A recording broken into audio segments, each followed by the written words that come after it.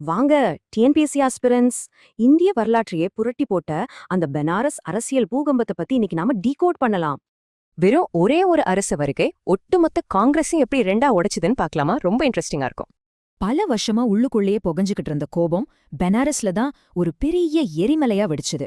அமைதி வழியில மிதவாதிகள், அதிரடி வழியில தீவிரவாதிகள். கவனிங்க, மிதவாதிகள் தரப்பு பாத்தீங்கன்னா கோபாலகிருஷ்ண கோகலே மற்றும் சுரேந்திரநாத் பானர்ஜியோட அமைதியான ஆனா ஸ்ட்ராங்கான தலைமையில இயங்குச்சு. ஆனா மறுபக்கம் பாலகங்காதர திலகர், லாலா லஜபதி ராய் தலைமையில நேரடி ஆக்ஷன்ல இறங்குச்சு இந்த தீவிரவாத பிரிவு. சரி, இப்படிப்பட்ட ரெண்டு மாபெரும் பவர்ஃபுல் குரூப்புக்கும் நடுவுல அந்த கிளைமேக்ஸ் மோதல உருவாக்குன தீப்பொறி எது தெரியுமா?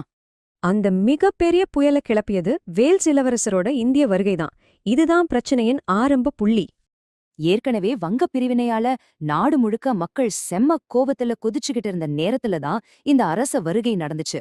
அப்போ திலகரும் லஜபதி ராயும் என்ன சொன்னாங்கன்னா, வங்க பிரிவினையை கண்டிச்சு இளவரசர் வருகையை நாம முற்றிலுமா புறக்கணிக்கணும்னு ஆக்ரோஷமா சொன்னாங்க. ஆனா இந்த மாதிரி அரச குடும்பத்தை எதிர்க்கிறதும் நேரடியா மோதுறதும் ரொம்ப ஆபத்துன்னு மிதவாதிகள் அத ஸ்ட்ராங்கா எதிர்த்தாங்க. புறக்கணிப்பா இல்ல சமரசமா? இந்த ரெண்டு நேர் எதிரரசியல் வியூகங்களுக்கும் பெனாரஸ்ல நடந்த மெகா மோதல் தான் இது. இந்த பெனாரஸ் பிளவுஸ் தான் பின்னாடி சூரத் பிளவா மாறுச்சு.